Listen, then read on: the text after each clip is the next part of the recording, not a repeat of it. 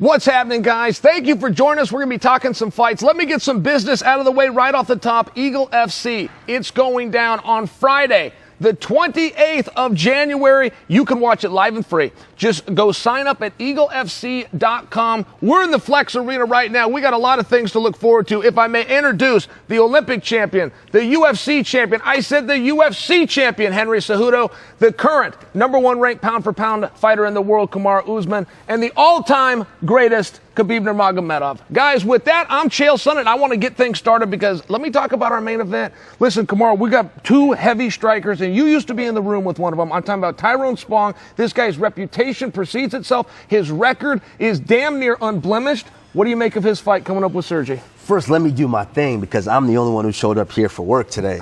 You know, because I'm the only one who got the jacket on. Yeah, not really. You can be in style. You guys came for style. You guys going out after this, huh? But yeah, absolutely, fantastic main event. You've got Sergey Kharitonov, who's got a world of experience. Sure. You know, has fought all over the world, everywhere. And then you've got Tyrone Spong, who has knocked people out from everywhere, all over the world. I mean, probably one of the most decorated strikers that we've ever seen. And you used to be in the room with Tyrone, correct? You guys were teammates at one point. Yeah, it was. I was unfortunately in a room with this guy to where it was striking day. Everyone tried to avoid. And it was more like avoiding day. It was striking day, so you had to avoid this guy at all costs. But over time, he just became a complete, well-rounded fighter to where he could strike, he could grapple. And that's the biggest thing that will shock people about Tyrone Spong is how well he could avoid being taken down so he can go to his specialty and use his striking. And Khabib, Tyrone's going to take on Sergey Kharitonov. But one thing about Sergey, and I followed his career from his days in Pride all through Bellator, he doesn't do a lot of grappling. I mean, on one hand, he's got the experience in terms of full MMA, but he doesn't really like to go to those weapons. Do we got a stand-up fight to look forward to? Like, I think this fight is like two great athletes and two great strikers fight each other. And I think only one thing is going to make hard for Tyrone. He didn't fight long time in MMA. Sure. This one's gonna make difference, big difference, because you guys understand what is this MMA. You know, when you all the time striking, and like for example, like big guy like Kharitonov, if he grab you, if he take you down, like maybe fight gonna finish. You know, of course for everybody, Tyrone is like favorite, but I think we cannot underestimate Sergey Kharitonov's experience. And Henry, you and I talked to Tyrone Spong earlier today, and he talked about what Khabib's weighing in on, saying, I haven't done this a lot. I'd put my body through it in the training. Is he right? Mentally, he appeared to be in a good place, in my opinion. Yeah, on paper, that's what it looks like. But you know what? Talking to that fighter meeting, Uncle Chael, that dude is determined. Sure. Like, he's out there. He's got that swagger. He even said it today at the even meetings, like, this dude doesn't have better striking than me. He's not better looking than me. Sure. I mean, he's a competitor. I think that's something that he has that people are underestimating is his level of competition. Yeah, he doesn't have 50 fights in mixed martial arts, but what he does he has experience of a champion. That being said, Sergey's struggling to make weight. When you struggle to make light heavyweight and you get somebody that's fast and quick, I'm leaning towards Tyrone Spong. Sure. And Khabib, what do you make of that? Because that weight did mean something to me. I realize that Sergey's used to being a big heavyweight, but he was cutting down to make the limit. I mean, speed matters in there. At some point, if you're in a striking battle and it looks like he's going to be, speed matters, and that size might slow him down. You know, it's like when two heavyweights fight and both of them have background like striking game. Of course, like if you're faster than your opponent, this is make big difference. And honestly, I'm like 50-50. I'm like 50-50 on this fight. Sure. You know, I know like Tyrone is like 100 kilo and Kharitonov is like 120. It's too big difference. But I'm like 50-50 on this fight. And Kamaru, you say you know Tyrone from the practice room, but you mentioned him on striking day. What about overall grappling day? Has he put the work in?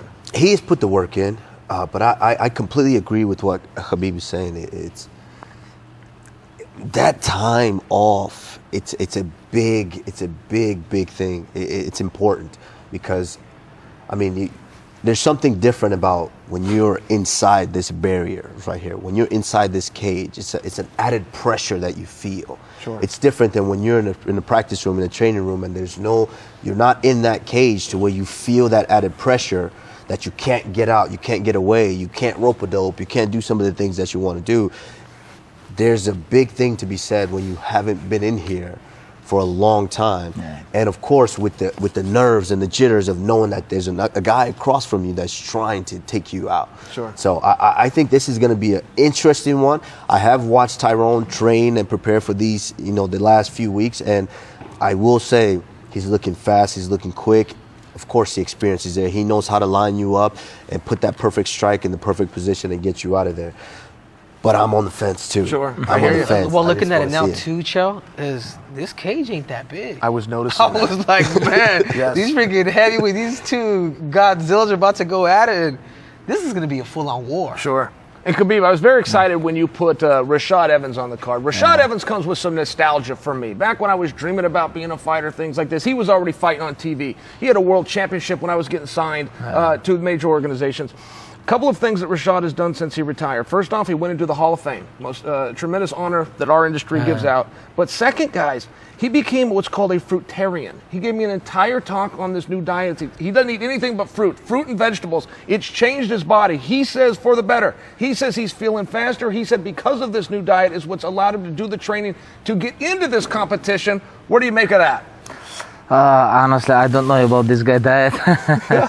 Nothing but fruit. No chicken. I asked him that. I go, no chicken. Never a candy bar now and then. Nothing but fruit and vegetables. It's like Rashad is a legend, on this sport. I remember when I grew up, I was watching his fights, It's amazing now. After that, I become UFC fighter. I become UFC champion. I'm retired. Now I open my organization. New organization, now he fighting in this promotion, EagleFC. This is crazy, amazing. This guy is living legend, for me. And of course he's UFC Hall of Fame, and I'm very excited. Honestly, I really want to see how Rashad win. But same time he a very tough opponent with a very good ground game and heavy hands, and I don't know what's going to happen. And speaking of Rashad's opponent, he's got Gabriel Chakot. Chakot has been most busy doing grappling, real competitive grappling events. He's got good hands. He's done plenty of MMA, but he believes if he can get this fight to the ground, he's going to have an advantage. And Henry, sometimes I think we have to remind people Rashad Evans was an NCAA contender back in his youth. Yeah, I love this style matchup because when we asked Pacheco today during a fight meeting, he was like, man, listen, I got no game plan. I'm going to go out and I'm going to tear his head off. And if he does take me down, I feel extremely comfortable on my back. Sure. And I'm just like, man, I'm like, this dude, he's a kamikaze. Right. This dude's willing to throw out the kitchen sink in the first 10 seconds. Risky game plan. It's a risky game plan. I'm just like, dude, those are the most dangerous guys.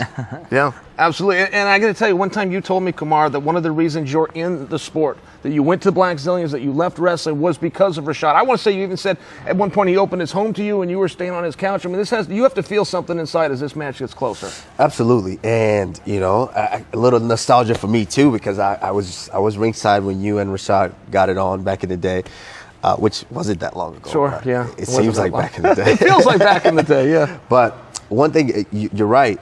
I was there for all of those with Rashad. I was there while Rashad was still eating chicken. Sure. I was there through all of that. And so now being here and actually seeing Rashad go through this whole diet change and this whole process, it's interesting because I haven't seen it in competition. Sure. Of course, I actually got to go in there and train with him last week where, of course, I still feel the strength and it's changed his body so he's able to get his weight down and he looks amazing at that weight. But I don't know how that translates over in competition. Sure. I don't know. Being honest, I don't know. There's questions. Of course, there's questions, and that's just what I'm putting out there. Of course, when it comes down to picking a side, that's 100%.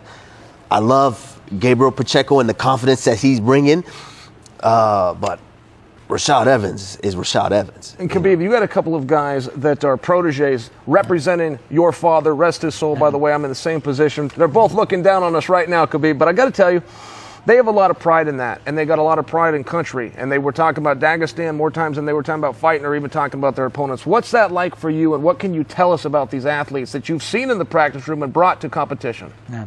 It's like, for example,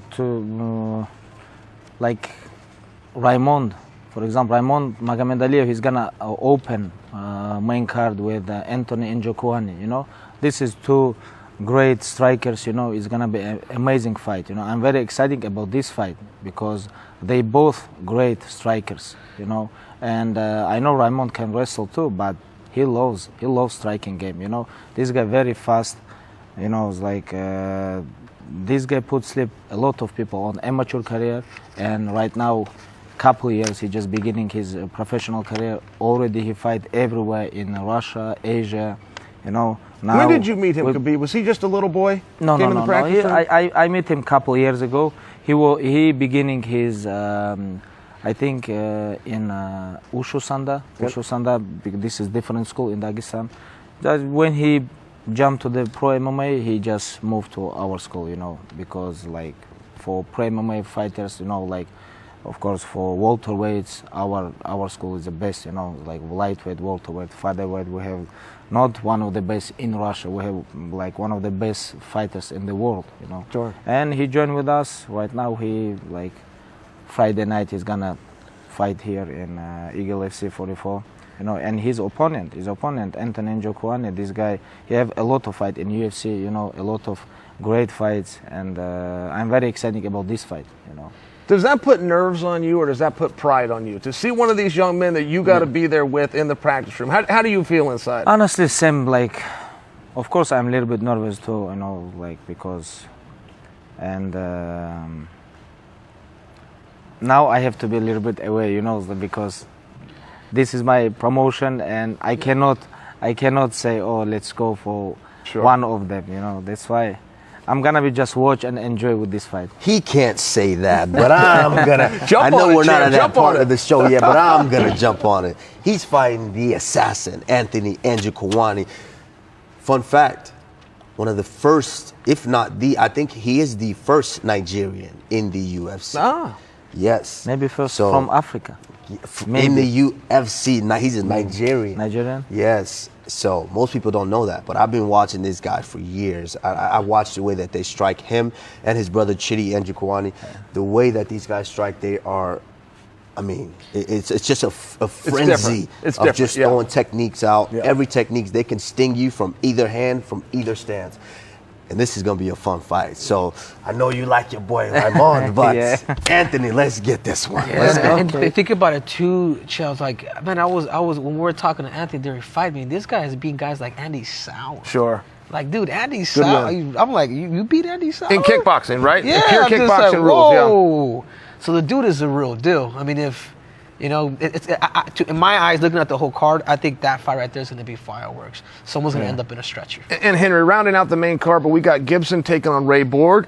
These guys are fighting at 35, but they used to both do time at 25. Your weight classes, certainly you've studied these guys somewhere along the way, never knowing if they were going to be next. Yeah, and to me, this fight's going to be the most competitive now. So it's pretty cool the way it's been set up, because Cody Gibbs, he's a former UFC fighter. I mean, his last fight, he beat John Dodson. Sure. You know what I mean? John Dodson, he was a two-time UFC flyweight contender. Yep. Couldn't beat Demetrius Johnson, but dude, he was right there. That was 2 months ago. They just fought. Yeah. Exactly. And obviously, Ray Borg knows that he fought his teammate, so he knows how good he is. Sure. I mean, he literally beat Ray Borg's teammate, and Ray knows what he's up against. But at the same time, Ray Borg, he's experienced. He's a title contender himself, and he's been there before. I love the way he mixes his fighting, and I think at 135 pounds, it's going to be good for him. He's going to be able to display more of what he knows and more of what he has, and this is going to be a great fight. All right, Khabib, give us one name from the undercard, somebody we should keep our eye on. I think I'm very excited about Sean Bunch. Sean Bunch, you know, I remember when first time I just came to AKA, this guy met me in airport. Sean Bunch, you know. He was your driver. He came to pick you up. Where did he take you after he met you? He just met me in airport, and he told me I'm Sean Bunch. Like, okay, Sean Bunch. And I didn't know English. Like, we don't understand each other. But I tell him, right, I remember, it was long flight from Russia. You know, like almost one day I didn't eat. You know, and I tell him, let's go to the McDonald's. He look at me, what? I said, let's go to the McDonald's. He take me to the McDonald's, we enjoy, but we don't understand each other, you know. And then he say, I was in Russia, I compete with a lot of Russian wrestlers. Then we become good friends, you know. Then we become good friends. it was he just finished his wrestling career. He just moved to pro MMA, you know, and yeah, I'm very excited about his comeback, you know, about his fight Friday night, you know, and he have good opponent. His opponent is record like 8-2. He's very tough opponent, you know, from Uzbekistan. And Kamaru, I think this guy is striker.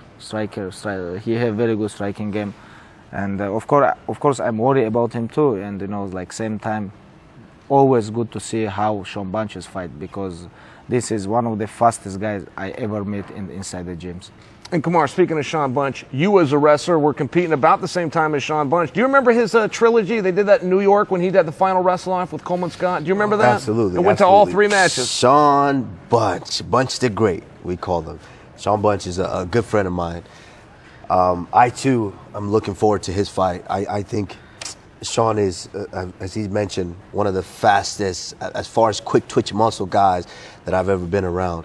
And he's had a lot of ups and downs in his career, but you know, he's a new father now, and he's getting everything in order, getting the career going, and it's just a new added motivation for him. So I'm excited to see how he gets back on the horse after coming off of a win, you know, this one. I'm also excited about another fight, DeMarcus Jackson. Sure. On that undercard, a guy that I trained with for years. He's training down here in Sanford MMA.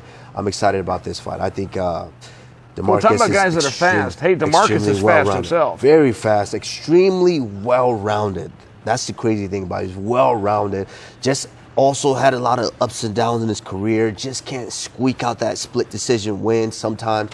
So I'm excited to see him just go out there and just put on that killer instinct and you know, do well. Yeah. And Henry, someone from the undercard. Give us a name, buddy. No, I'm gonna have to go with Sean Bunch. Sure. It's ironically that we all know him. He was actually my Olympic. He helped me get ready for the Olympics. Training partner. Yeah, training partner. And I actually moved out to Ohio to actually train with Sean Bunch. So we have a history, man. Like, if there's anybody that I spend the most time with in that whole room, I mean, you're talking about speed, Chael. I don't think I've ever wrestled anybody faster. He would duck under you, and by the time you turn around, that dude's behind you. He's lifting you, like serious, like Sure. serious speed, like Sure. crazy speed. But I think looking at this whole card, Chael, what Eagle FC has put together, it's like you're not going to see any like shutouts. And that's what I love about it. Everybody's going to compete. It's very neutralized and it's very equal, and let the best man win. Yeah, well, let's close on that, because I'll tell you, I've been to a lot of first promotions. This one feels different. The buzz is different. The arena's different. The fights are going to be different. Guys, when I tell you this is live and free, I'm talking about it's live and free. Just go to EagleFC.com. That's it. Sign up. You're going to enjoy this. Now, little insight here. We're making this on Thursday. The fights are tomorrow on Friday. Some of you are going to see this tomorrow, meaning the fights are tonight, January 28th. For some of you, the fights are tomorrow. This is upon us, guys. There is no time to wait. Spong is taking on Kantarahanov. Rashad Evans is back. He's taking on Checo for Khabib. For the champ, for Triple C, I'm Chael P, and we will see you all at Eagle FC tomorrow at 6 o'clock.